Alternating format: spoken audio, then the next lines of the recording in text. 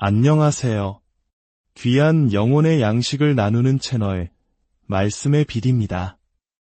오늘 이 말씀을 듣기 위해 찾아오신 모든 분들의 삶에 하나님의 크신 평안과 은혜가 함께하기를 진심으로 기도합니다. 본격적인 말씀에 들어가기 앞서 잠시 시간을 내어 구독과 좋아요를 눌러주시면 이 생명의 메시지가 더 많은 영혼들에게 닿을 수 있는 귀한 통로가 됩니다. 여러분의 작은 손길이 하나님의 나라를 확장하는 선한 일에 동참하는 것임을 기억해 주십시오.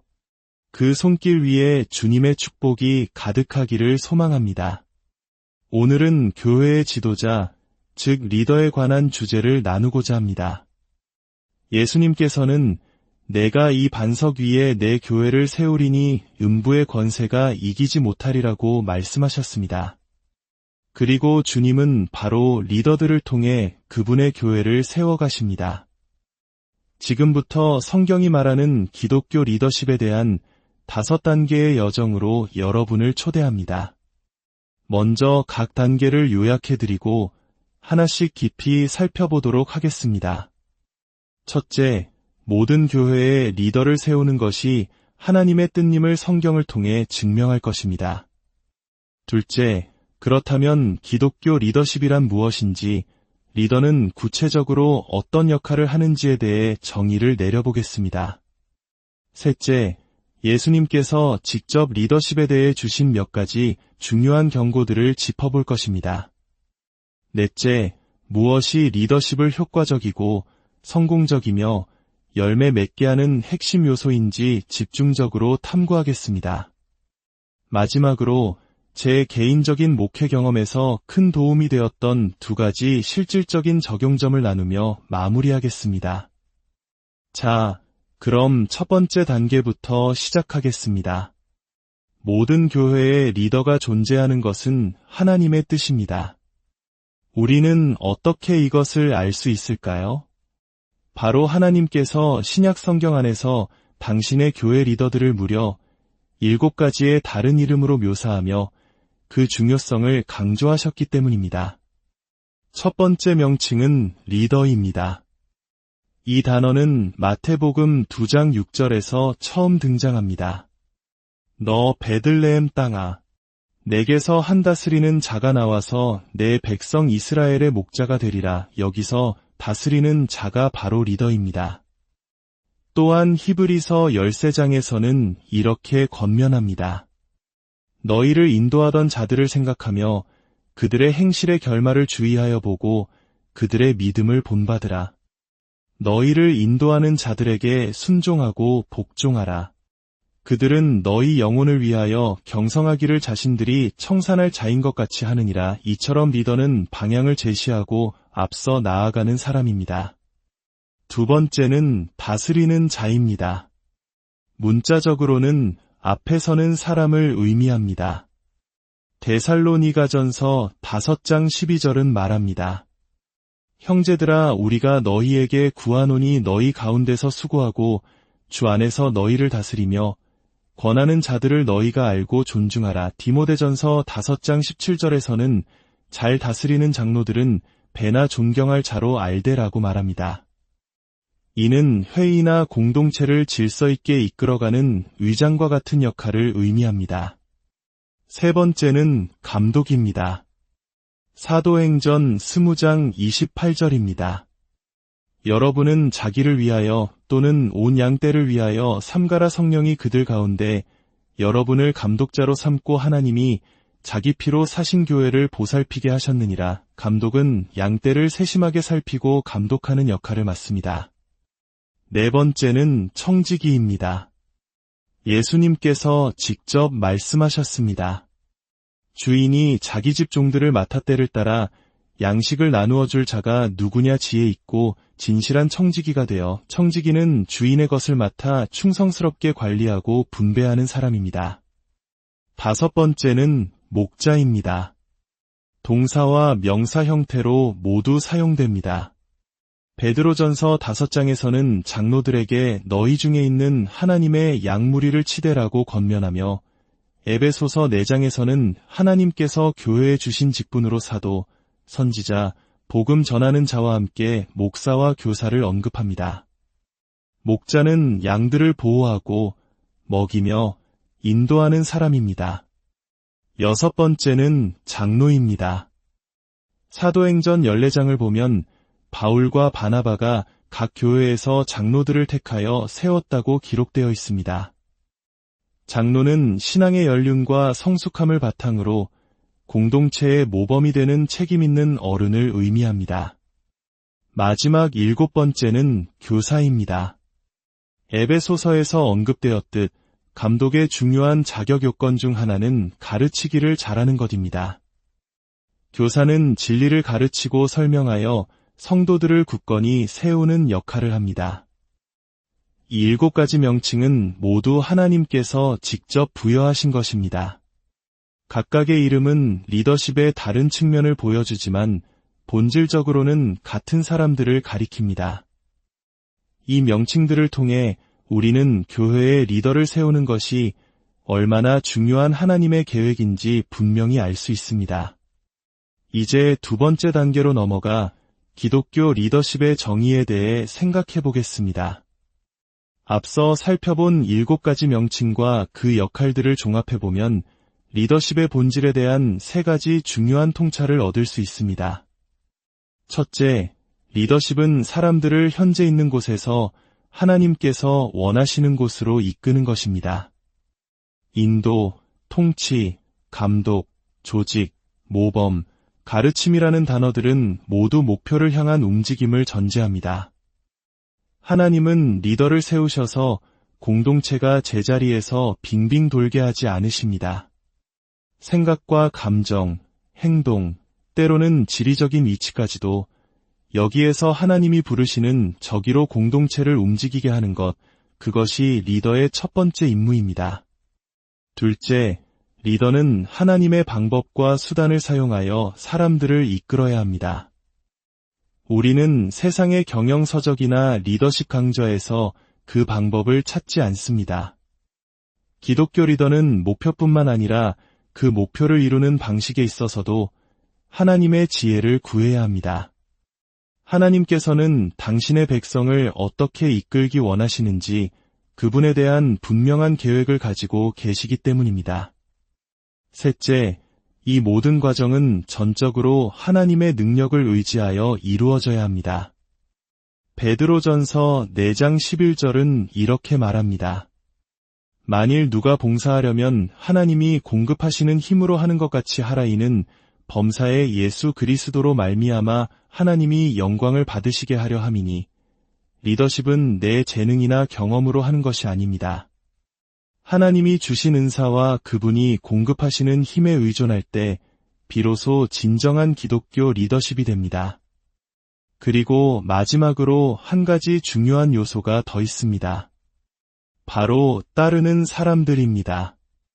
아무도 따르지 않는다면 리더가 아닙니다.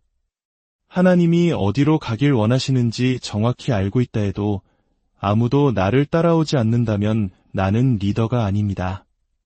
반대로 수많은 사람들이 나를 따르지만 내가 하나님이 원치 않는 방향으로 그들을 이끌고 있다면 그것은 세상적인 리더일지는 몰라도 결코 기독교 리더는 아닙니다. 따라서 기독교 리더십을 한 문장으로 정의한다면 이렇게 말할 수 있겠습니다. 기독교 리더십이란 하나님께서 당신의 백성이 있기를 원하시는 곳을 분별하고 하나님의 은사와 방법들을 사용하여 하나님의 능력에 의지하여 하나님께서 맡겨주신 사람들이 기쁨으로 따르도록 솔선수범하여 그곳으로 이끌어가는 것입니다. 이것은 주일학교 교사일 수도, 만명의 성도가 모이는 대형교회 목사일 수도, 선교단체나 작은 소그룹의 리더일 수도 있습니다. 당신의 역할은 무엇입니까? 하나님께서 당신의 공동체가 어떤 모습이 되길 원하시는지 분별하십시오. 그리고 그들 앞에 서서 그곳으로 인도하십시오. 하나님께서 그들이 약속을 굳게 신뢰하길 원하신다면 당신이 먼저 신뢰의 본을 보이며 그들을 이끄십시오. 문화가 무너지는 상황 속에서도 흔들리지 않는 소망을 갖길 원하신다면 당신이 먼저 그 소망의 증거가 되어 그들을 이끄십시오. 철저히 하나님 중심, 그리스도를 높이며 말씀으로 충만한 공동체가 되길 원하신다면 당신이 먼저 그 삶을 살아내며 그들을 이끄십시오. 고난 속에서도 기뻐하길 원하신다면, 이웃을 사랑하고 궁핍한 자들을 위해 희생하길 원하신다면, 세상과 구별된 순결하고 거룩한 삶을 살길 원하신다면 당신이 먼저 앞장서서 그들을 그곳으로 이끄십시오. 자, 이것이 바로 리더십입니다. 당신의 소명입니다. 앞장서서 그들을 데려가는 것. 세 번째 단계는 리더십에 대한 성경적인 경고입니다. 제가 방금 앞장서라는 표현을 반복해서 썼습니다. 그러나 이것은 지리적인 개념이 아닌 은유라는 것을 먼저 분명히 해야 합니다. 때로 리더는 뒤에서 밀어주어야 하고, 때로는 옆에서 공격을 막아주어야 하며, 때로는 밑에서 기초를 다져주어야 합니다. 심지어 그들 한가운데서 똑같은 고통을 겪으며 함께 아파해야 할 때도 있습니다. 앞장선다는 것은 그들을 올바른 곳으로 이끌기 위해 필요한 모든 것을 행한다는 의미입니다. 두 번째 경고는 예수님께서 직접 주신 것입니다. 누가복음 22장에서 제자들 사이에 누가 더 크냐는 다툼이 일어났을 때 예수님은 이렇게 말씀하셨습니다. 이방인의 임금들은 그들을 주관하며 그 집권자들은 은인이라 칭함을 받으나 너희는 그렇지 않을지니 너희 중에 큰 자는 젊은 자와 같고 다스리는 자는 섬기는 자와 같을지니라. 나는 섬기는 자로 너희 중에 있노라. 이 말씀의 핵심은 명확합니다. 리더는 자신의 이름을 높이기 위해서가 아니라 백성의 유익을 위해 이끌어야 합니다. 나를 위대한 사람으로 여겨달라, 나를 은인으로 불러달라는 마음으로 리더십을 행사해서는 안 됩니다. 우리의 목표는 내 명예가 아니라 그들의 유익, 특히 그들의 영원한 유익이어야 합니다. 사도 바울은 이 가르침을 이렇게 해석했습니다. 우리가 너희 믿음을 주관하려는 것이 아니요 오직 너희 기쁨을 돕는 자가 되려 함이니, 바울의 목표는 성도들의 믿음의 기쁨이었습니다.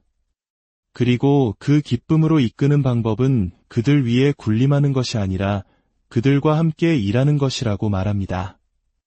이제 세 번째 경고, 바로 이 경고에 대한 경고입니다. 우리는 오늘날 섬기는 리더십이라는 개념이 오히려 리더십 자체를 무력화시키는 시대를 살고 있습니다. 예수님께서 다스리는 자는 섬기는 자와 같아야 한다 고 말씀하신 것은 리더를 겸손하고 사랑이 많은 사람으로 만들기 위함이었지 리더십의 본질을 없애기 위함이 아니었습니다. 예수님께서 제자들의 발을 씻기셨을 때를 생각해 보십시오. 그 방에 있던 누구도 그 순간 예수님이 더 이상 리더가 아니라고 생각하지 않았습니다. 오히려 그분의 섬김을 통해 그분의 리더십은 더욱 빛났습니다. 섬기는 자가 되는 것이 리더이기를 멈추는 것을 의미하지 않습니다. 예를 들어 교회 회의 중에 한 성도님이 마이크를 잡고 사실과 다른 정보, 비성경적인 가정, 논리적 오류가 가득한 주장을 펼치고 있다고 상상해 보십시오. 감정적인 선동으로 많은 성도들이 그릇된 방향으로 흔들리고 있는 것이 보입니다. 이때 섬기는 리더는 어떻게 해야 할까요? 만약 당신이 침묵한다면 그것은 리더십의 부재이며 동시에 성도들을 섬기지 않는 것입니다. 온유해 보일지는 몰라도 그것은 분별력의 실패이거나 비겁함의 성공일 뿐입니다. 당신의 임무는 그 순간 정중하지만 단호하게 사실을 바로잡고 성경적 원칙을 분명히 밝히며 혼란스러워하는 양들을 진리 가운데로 다시 인도하는 것입니다. 물론 그 과정에서 당신은 공개적으로 망신을 주었다, 권위를 남용했다는 비난을 받을 수도 있습니다. 그러나 예수님은 나로 말미암아 너희를 욕하고 박해하고 거짓으로 너희를 거슬러 모든 악한 말을 할 때에는 너희에게 복이 있나니 기뻐하고 즐거워하라고 말씀하셨습니다. 리더는 때로 그런 십자가를 질 각오를 해야 합니다. 저의 경고는 이것입니다.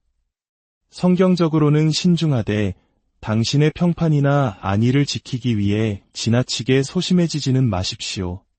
네 번째 단계, 그렇다면 어떻게 성공적으로 리더십을 발휘할 수 있을까요?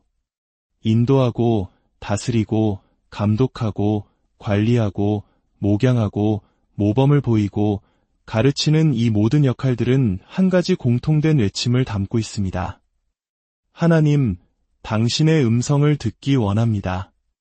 제가 어디로 가야 할지, 어떻게 다스려야 할지, 무엇을 경계해야 할지, 무엇을 먹여야 할지, 어떤 진리를 가르쳐야 할지 말씀해 주십시오.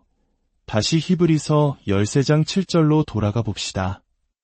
하나님의 말씀을 너희에게 일러주고 너희를 인도하던 자들을 생각하며 그들의 행실의 결말을 주의하여 보고 그들의 믿음을 본받으라. 이 구절은 성공적인 리더의 두 가지 핵심 특징을 보여줍니다. 첫째, 그들은 하나님의 말씀을 선포했습니다. 둘째, 그들은 그 말씀대로 살아냈습니다. 성공적인 리더십의 비결은 바로 이것입니다. 하나님의 말씀을 말하고 하나님의 말씀대로 사는 것. 이제 마지막 단계로 이 두 가지 핵심을 구체적으로 적용할 수 있는 두 가지 실천적 제안을 나누겠습니다. 첫 번째, 성공적인 리더십이 말씀을 말하고 말씀대로 사는 것이라면 당신의 평생에 걸친 최우선 과제는 하나님의 말씀인 성경을 다루는 것입니다. 단순히 글자를 읽는 것을 넘어 문법적이고 역사적인 분석을 통해 문장들을 세심하게 파고들어 그 단어들을 통해 하나님께서 전달하고자 하시는 궁극적 실제에까지 꿰뚫고 들어가야 합니다. 성도들은 당신이 단지 단어에 머물러 있는지 아니면 그 너머에 살아계신 하나님을 만나고 있는지를 압니다. 그들은 더 많은 말을 원하는 것이 아닙니다. 그들은 단어를 통해 실제이신 하나님을 만나게 해주는 리더를 원합니다. 사무엘상 3장 21절은 여호와께서 실로에서 여호와의 말씀으로 사무엘에게 자기를 나타내시니라고 말합니다. 하나님은 당신의 말씀을 통해 자신을 나타내십니다. 에베소서 3장 4절에서도 바울은 그것을 읽으면 내가 그리스도의 비밀을 깨달은 것을 너희가 알 수 있으리라고 말합니다. 우리가 성경을 제대로 읽을 때 우리는 사도 바울이 보았던 그리스도의 비밀을 함께 보는 영적인 통찰에 참여하게 됩니다. 궁극적 실제이신 하나님을 아는 것과 그분을 닮아가는 것은 별개의 과업이 아닙니다. 고린도후서 3장 18절은 우리가 주의 영광을 볼 때 그와 같은 형상으로 변화한다고 말합니다. 당신이 말씀을 깊이 연구하는 그 시간이 바로 당신이 그리스도를 닮아가는 시간입니다. 당신의 평생의 소명은 바로 이것입니다. 매일 말씀을 다루어 그 너머의 실제를 보고 그 실제를 성도들에게 말과 삶으로 보여주는 것입니다. 마지막 두 번째 적용점입니다. 이것은 제 목회의 사역 내내 저를 지탱해준 생명줄과도 같은 깨달음이었습니다. 우리가 이 땅에서 하나님과 세상에 대해 아는 지식, 그리고 그분을 닮아가는 정도는 매우 제한적입니다. 그러나 그 제한된 지식은 세상 모든 것에 대해 무한한 적용 가능성과 관련성을 가집니다. 이것이 무슨 의미일까요? 목회자로 살다 보면 사역을 어떻게 해야 하는지에 대한 수많은 제안들 앞에서 마비될 것 같은 순간이 찾아옵니다. 끊임없이 쏟아지는 새로운 책, 세미나, 프로그램, 기술들 뿐만 아니라 우리가 알아야 할 문화, 정치, 경제, 철학, 과학의 세계는 그야말로 우주와 같습니다. 이 모든 것을 알 수 없다는 사실은 우리를 무력하게 만듭니다. 하지만 바로 여기에 복음이 있습니다. 우리가 말씀을 통해 만나는 궁극적 실제, 즉 하나님에 대한 우리의 지식은 비록 양적으로는 미미할지라도 세상 모든 것에 대한 가장 중요하고 핵심적인 통찰력을 제공합니다. 왜 그럴까요? 궁극적 실제이신 하나님은 모든 실제와 결정적인 관계를 맺고 계시기 때문입니다. 만약 당신이 하나님을 안다면 당신은 모든 것에 대해 가장 중요한 것을 아는 것입니다. 다시 말하겠습니다. 형제 자매 여러분, 당신이 하나님을 안다면 당신은 세상 모든 것에 대해 가장 중요한 것을 알고 있습니다. 그러므로 우리는 위축될 필요가 없습니다. 저는 책을 빨리 읽지 못합니다. 세상의 모든 문화 잡지를 구독하며 최신 트렌드를 깨고 있는 어떤 유명한 목사님들과는 다릅니다. 저는 그저 평범한 사람입니다. 하지만 저는 한 가지를 압니다. 그리고 그것은 세상에서 가장 중요한 것입니다. 당신이 세상 어느 곳, 어떤 주제의 대화에 참여하더라도 당신은 그 방에서 가장 중요한 것을 말할 수 있는 사람입니다. 그것이 인간 세포 안의 미세한 기계 장치에 대한 토론이든 화성에 탐사선을 보내는 수학적 계산에 대한 논의이든 당신은 가장 중요한 진실을 알고 있습니다. 당신은 이렇게 말할 수 있습니다. 하나님께서 이것을 만드셨습니다. 그분의 영광을 드러내기 위해 만드셨습니다. 당신이 죄로 인해 눈이 멀어 그것을 보지 못하지만 예수 그리스도께서 그 죄와 눈먼 상태를 해결하셨습니다. 그분을 믿을 때 당신의 눈이 열려 실제를 바로 볼 수 있게 될 것이며 이 모든 것은 경이로운 예배의 대상이 될 것입니다. 이것이 세상 모든 토론에서 선포되어야 할 가장 중요한 메시지입니다. 성도들은 당신이 모든 분야의 전문가가 되기를 원하지 않습니다. 그들은 이미 세상에 넘쳐나는 전문가들의 이야기에 지쳐 있습니다. 그들이 교회에 와서 듣고 싶은 것은 단 하나입니다. 목사님, 하나님께서 뭐라고 말씀하셨습니까? 우리 삶을 위한 말씀을 들려주십시오. 사랑하는 성도 여러분, 이 진리 안에서 용기를 얻으십시오.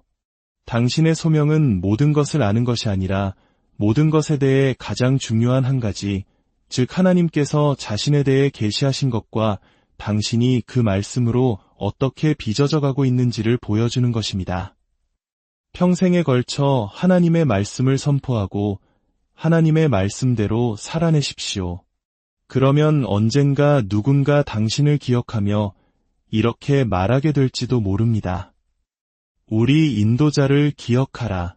그는 우리에게 하나님의 말씀을 전해주었고 우리는 그의 삶의 마지막을 보며 그의 믿음을 본받았다. 우리 모두가 그러한 삶을 살게 되기를 주님의 이름으로 축복합니다. 함께 기도하겠습니다. 사랑의 하나님 아버지, 저희들 대부분은 세상의 모든 지식을 섭렵하는 특별한 사람들이 아닙니다. 때로 우리가 알지 못하는 무한한 지식 앞에서 좌절하고 무력감을 느낍니다. 하지만 오늘 말씀을 통해 우리의 소명이 한 권의 책, 성경을 깊이 알고 그 말씀을 통해 하나님을 알아가며 그 알물 삶으로 살아내는 것임을 깨닫게 하시니 감사합니다.